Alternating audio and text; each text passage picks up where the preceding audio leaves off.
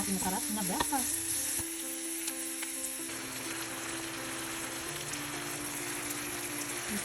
Tapos ito yung spoon pot. Ito yung ating squid. Salamay.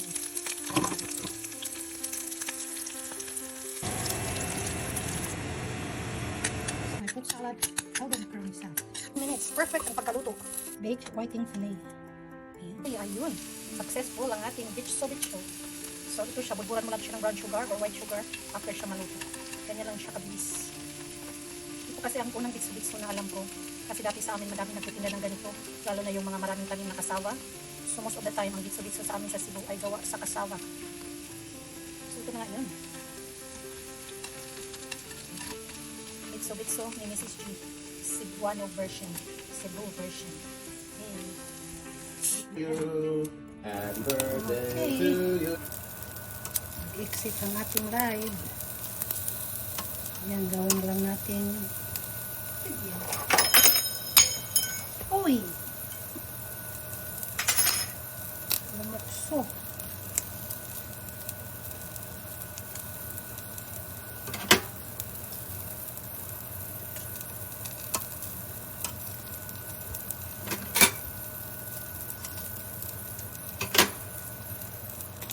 Yan, mabilis na itong maluto. Lapit na.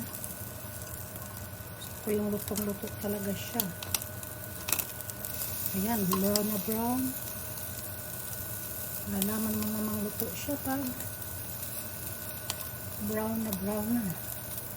Ayun. Uy.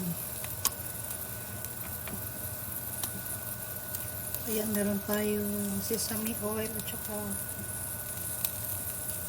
soy sauce. Hindi ko siya lalagyan ng ketchup kasi pupula siya. Hindi makikita pag luto na. Pero naano ko naman to siya na pakuluan ko muna siya before.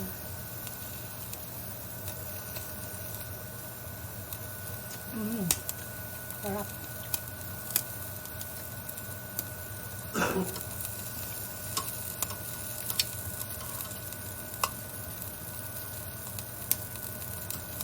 Nung nabakasyon ako, hindi ako nakabili ng ganito kaya isipan ko magawa.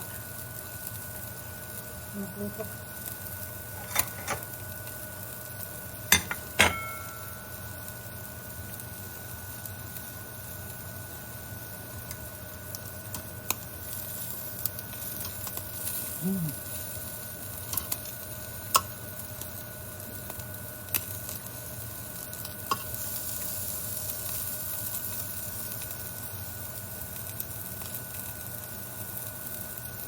Para sa'yo.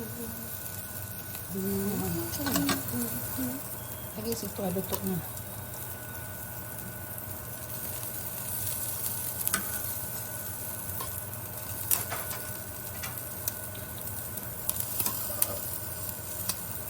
Luto na siya. Okay.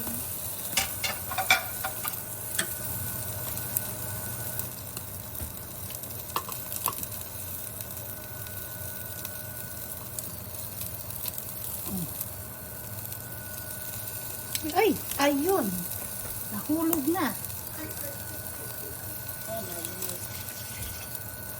Why did you have to push it? Trying to get back in the chicken. I'm gonna get back to the chicken intestine, chicken stomach.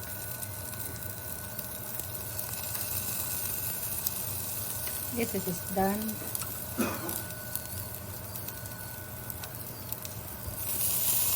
I am just browning this one. Kasi luto na naman to siya. Ayan. Yung amoy ng grilled food.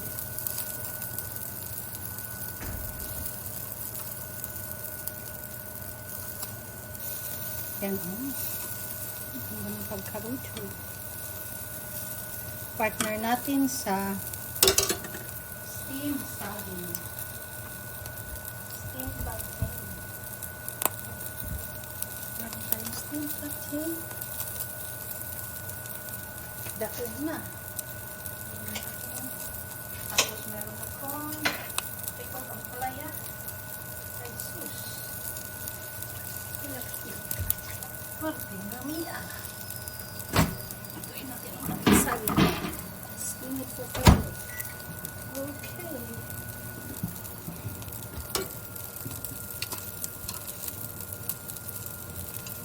Tingnan siya dyan.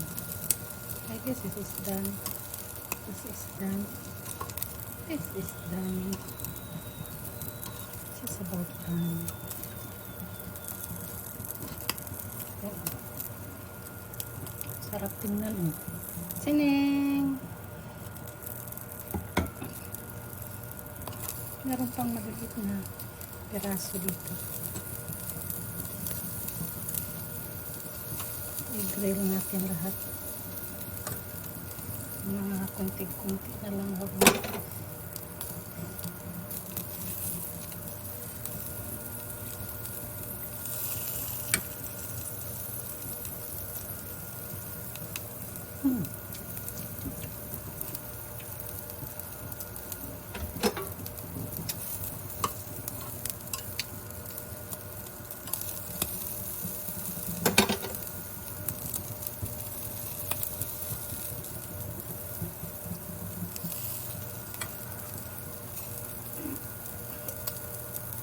Uy!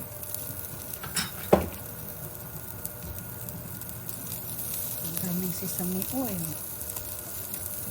Pampasarap.